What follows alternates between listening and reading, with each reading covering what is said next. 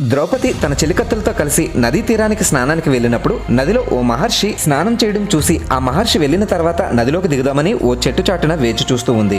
ఎంతసేపైనా ఆ మహర్షి నదిలో నుండి బయటకు రాకపోవడంతో ద్రౌపది ఆ మునీశ్వరుడి దగ్గరికి వెళ్లి తాము చాలా సమయం నుండి వేచి ఉన్నామని, మీరు వెళ్తే మేము నదిలోకి దిగి స్నానం చేస్తామని ద్రౌపది మహర్షికి చెప్పడంతో నది ఒడ్డున పెట్టిన తన బట్టలు కనిపించడం లేదని, అందుకే చాలా సమయం నుండి తాను నదిలోనే ఉన్నానని మహర్షి బదిలిచ్చాడు.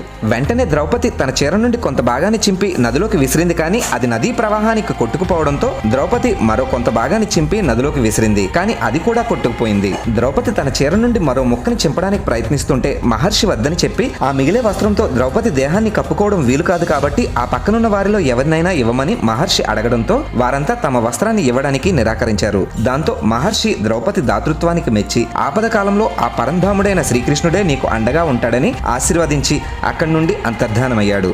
జై శ్రీకృష్ణ.